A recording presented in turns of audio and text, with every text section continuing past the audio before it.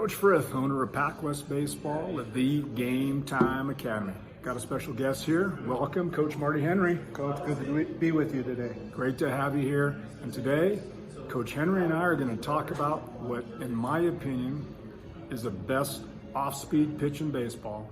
And I'm not talking about a breaking ball. I'm talking about a changeup. Today, Coach Henry and I are going to talk about three basic changeups.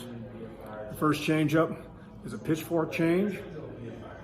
The second, a circle change.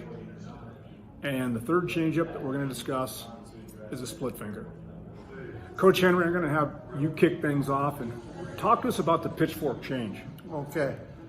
The way I teach the pitchfork change is it's that four seam, and now I'm just going to take that third finger up top. So now there you have your pitchfork. And then I'm just going to pinch the pinky and thumb underneath. And now I'm just going to throw it like a normal fastball, and it's a little bit deeper. You talked about the pads of those fingers. It's going to be a little bit deeper in that palm, in those pads of the fingertips. Anything you'd like to add to that? Well, I love that teaching point of getting your thumb and your pinky together.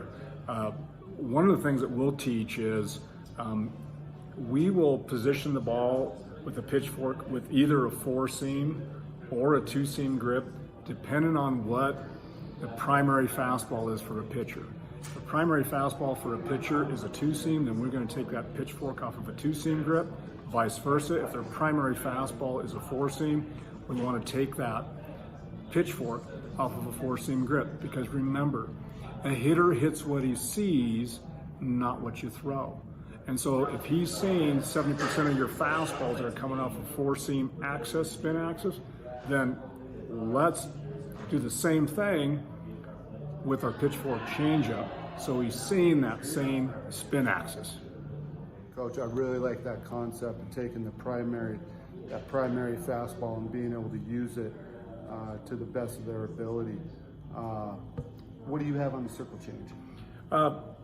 On that circle change, the same philosophy, either off of their primary fastball if it's off a two seam or a four seam. But as we're basically throwing this pitch off of our middle finger and ring finger, okay? We'll rest our pinky and thumb in a comfortable position. Now, on the circle change, it's not critical for me, it's not that important to me whether they make a true circle off of their palm, off of that index finger. But what matters is that I just want our guys turn that finger in just a little bit and then try and throw that pitch off of their ring finger and middle finger. Coach, anything you want to add regarding the circle change? I think one way to create movement with that circle change is being able to get that pronation and create a little bit of movement. Maybe leading in with that circle there. But being able to pronate and create some movement down in the zone there with that change. Love it. Thank you. The final changeup that we're going to talk about today is a split finger. Before I talk about the split finger, it's not for everybody. Before I ever teach a pitcher a split finger, one of the requirements for me is I have bigger hands. Pitchers that have smaller hands really struggle with this pitch, and the reason is literally the split between the index and the middle finger, the ability to grab the ball here effectively. I like to teach it so their fingers are just outside of that horseshoe on the baseball, and their thumb typically goes on directly on the seam underneath that index finger. And as they throw it, it's with a fastball mentality, and typically the last contact point on the ball as they let go of the ball is off of that index finger. Marty, anything you'd like to add on the split finger? Coach, you pretty much hit it on the head right there. The one thing I might change just where we grip it here, getting more seams here, as you can see where now my index, middle finger were more on those seams, where I'm getting a little bit more seam action to create that down action of the pitch. Love it. Thank you. My final thoughts on the changeup The changeup is a feel pitch, and I teach our pitchers they need to feel it every day. Early in the week, typically on Monday, we start off with, during our catch play, our pitchers are required to play changeup catch. Changeup catch is simply from their first throw to the very last throw of their catch play session. It's nothing but a changeup.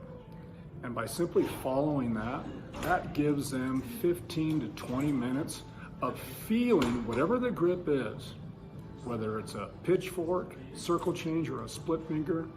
They have that grip and feel in their hand during that entire session on Monday or Tuesday. The second guideline that we give our pitchers for the rest of the week, let's say Tuesday through Saturday, is to play long toss changeup catch and pull down and burnout changeup catch. So at the beginning of their catch play, they simply grab their standard fastball. And when they get to their max distance of 200, 250, 300 feet, then they grab their changeup. And they make about 6 to a dozen throws from that max distance. And then as they come in and close the distance, as they go to their pull down phase, they continue to throw changeups, and then when they get across from their partner about 60 feet, they grab that changeup, and out of their stretch, they'll throw 6 to 10 changeups right at their partner's belly button, maintaining the same arm speed that they had at 250 to 300 feet, and feeling that changeup on top and out front. Coach Henry, thanks again for being here today. Thank you, Coach. Pleasure.